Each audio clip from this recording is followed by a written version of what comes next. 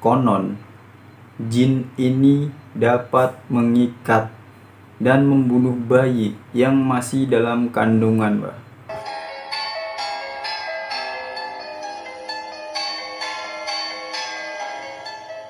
Halo bosku, assalamualaikum warahmatullahi wabarakatuh. Jumpa lagi dengan gua Riko, masih di channel Mbah Manto.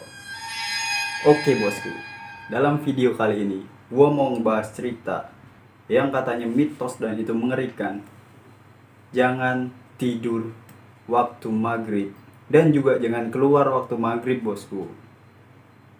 Sebelum kita masuk videonya, alangkah baiknya buat kalian yang belum subscribe ke channel ini silahkan subscribe.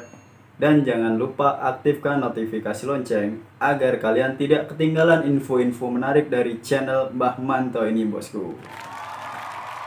Oke Mbah, langsung saja kita masuk pada videonya.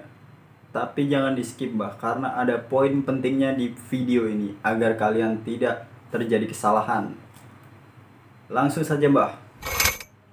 Pada waktu kecil, kita kan sering ditakut-takutin sama orang tua. Jangan keluar dan tidur waktu maghrib. Ternyata Mbak, larangan itu bukan sekedar larangan atau isapan jempol biasa Mbak. Dulu itu kan pas kita waktu kecil, sering kan ditakut-takutin sama orang tua. Oi jangan keluar waktu maghrib, jangan tidur waktu maghrib, pamali. Orang tua kan sering bilang gitu. Ternyata Mbak, pas waktu maghrib itu merupakan proses pergantian dari siang ke malam. Dan merupakan waktu yang sangat sakral bagi umat Islam. Sebenarnya Mbak, alasan utama kenapa anak-anak dilarang keluar pada waktu maghrib. Jadi gini Mbak, sebenarnya ditakutkan terjadi sesuatu pada anak-anak karena setan itu kan katanya keluar pada waktu maghrib Mbak.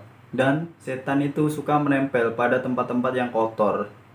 Ya kayak najisnya anak-anak gitu, dia kan ntar nempel di situ. Jadi dikhawatirkan si bocah itu ketempelan setan bos. Jadi bah, kenapa kok setan keluar di waktu maghrib? Nah, menurut orang-orang pintar atau supranatural mbah, setan itu merasa kalau pergerakan mereka itu lebih nyaman di malam hari daripada di siang hari, karena energinya lebih kuat di malam hari mbah. Kalau untuk orang dewasa gimana mbah? Aman apa enggak? Ya sama aja mbah. Jadi kalau yang untuk orang dewasa itu dikhawatirkan itu bagi pengendara sepeda motor mbak. Nah kenapa kok gitu? Sabar bos, sabar, gue jelasin. Jadi gini mbak, di waktu maghrib itu terjadi perubahan spektrum yang selaras dengan jin dan iblis. Nah dari frekuensi jin dan iblis yang selaras dengan spektrum alam ini memiliki warna merah. Jadi kekuatan mereka itu lebih besar di waktu maghrib bah.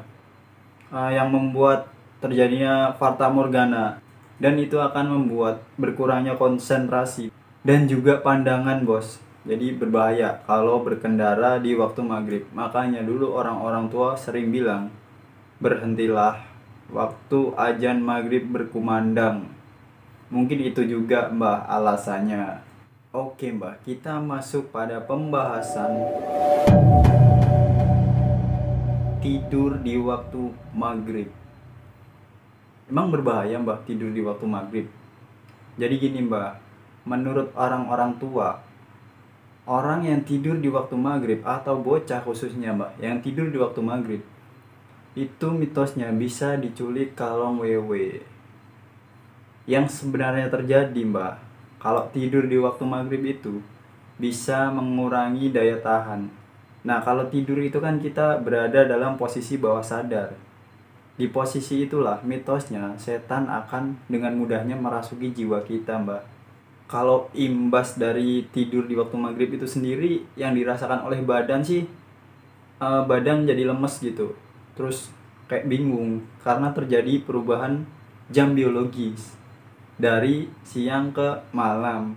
Nah kalau menurut medis mbak, tidur di waktu maghrib itu menyebabkan menurunnya daya tahan tubuh, mempengaruhi kadar gula yang memicu diabetes, memicu kebingungan dan daya ingat, kadar kolesterol jahat meningkat, dan yang terakhir, badan jadi lemas dan pegal-pegal. Nah kalau gue pribadi nih mbak, kalau tidur di waktu maghrib itu yang gue rasain ya pas bangunnya bingung kenapa kok kayak suasananya aneh gitu. Terus yang pasti pegel-pegel mbak, badan sini kayak pegel semua, capek semua, kayak abis olahraga berat gitu, kayak kerja berat. Kalau kalian sendiri gimana mbak? Silahkan tuliskan di kolom komentar. Nah ini ada sedikit cerita mbak dari orang yang pernah mengalami hal ganjil di waktu maghrib.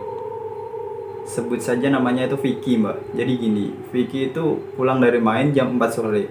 Karena kelelahan mbak, dia langsung tidur dan tidak merasakan kalau waktu maghrib itu sudah tiba. Sebenarnya di posisi tidurnya itu Vicky mendengar kalau ada suara azan gitu, tapi agak lama gitu baru dia bangun. Begitu dia bangun, dia mendengar ada suara orang membuka pintu dan dia beranjak ke pintu yang di depan rumah itu. Dia melihat sosok mamanya sedang duduk di meja makan. Nah, si Vicky ini balik ke kamarnya. Agak lama nih, Mbak. Si mamanya Vicky itu datang dari kondangan. Vicky nanya, "Ma, dari mana?"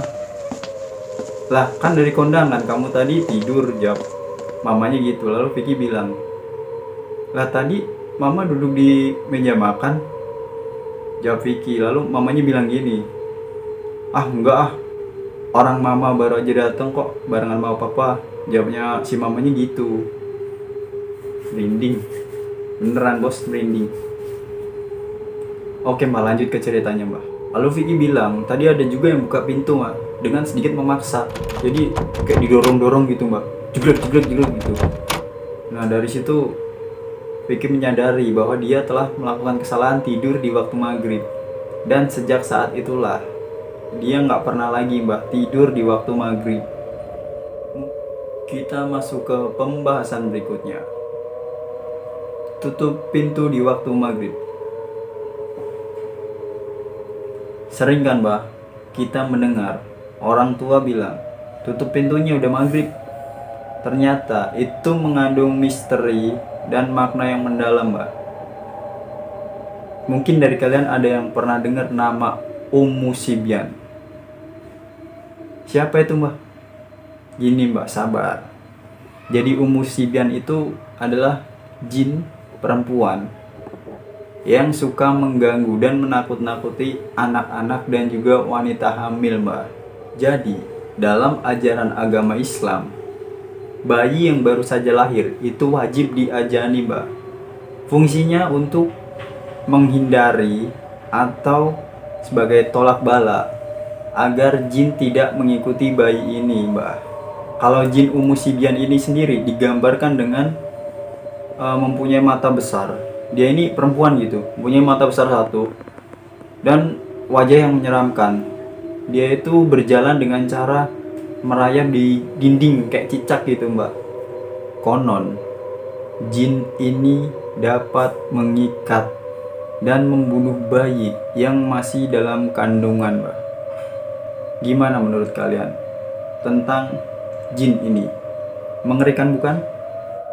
Biasanya mbak, bayi yang mengalami gangguan dari jin ini akan memiliki tanda-tanda seperti bayi itu menangis dan matanya terbelalak, memandang ke sudut-sudut tertentu, biasanya di atas-atas gitu mbak.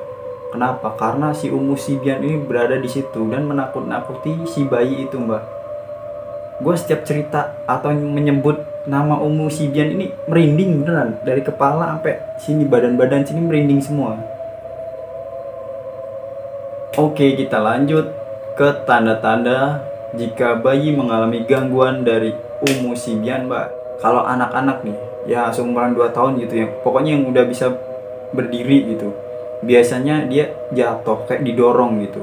Yang ketiga, kalau dia itu lagi tidur, dia itu ngigo parah gitu ya, pokoknya ngigonya udah bener-bener akut. Dan yang keempat, demam tinggi. Tapi mbak, demam tingginya itu hanya terjadi di waktu asar sampai sebelum subuh. Kalau akibatnya sendiri dari gangguan jin ini akan mengakibatkan, jadi bayi itu akan menangis terus gitu mbak, secara terus menerus. jika dia melihat sudut-sudut tertentu, Mbak. Jadi biasanya bayi ini menangis di waktu-waktu maghrib gitu, Mbak.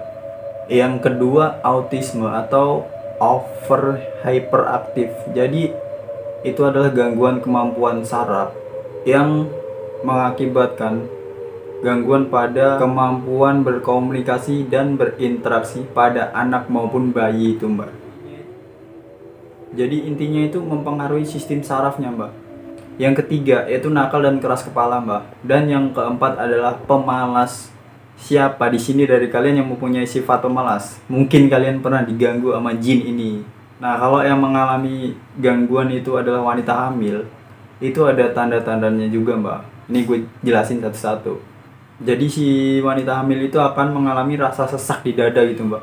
Di waktu maghrib sampai mungkin tengah malam gitu, rasa sesak itu akan terus ada dan hilang selepas tengah malam, Mbak. Pikirannya kusut ataupun stres, dan dia itu merasakan sakit di bagian tulang-tulang belakangnya, Mbak. Itu kayak sakit banget gitu. Dan yang terakhir, dia itu sering mengigau dan bermimpi, tapi mimpinya itu bukan mimpi indah, melainkan mimpi buruk. Pokoknya tentang hal-hal yang mengerikan, Mbak. Nah, kalau kalian pengen nggak didatengin di si Umusibian ini, jadi ada sedikit cara agar kalian terhindar dari jin ini.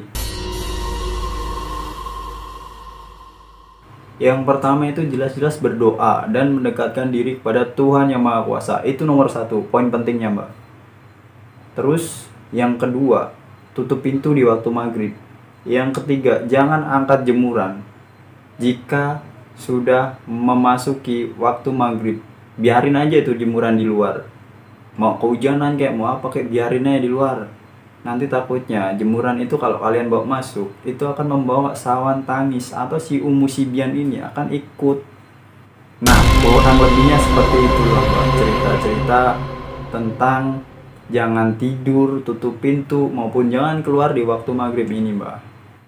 Sebelum gua akhiri video ini dan gua undur diri, gua ingetin sekali lagi buat kalian, Mbak, yang belum subscribe ke channel ini, silahkan subscribe dan jangan lupa aktifkan tombol notifikasi lonceng.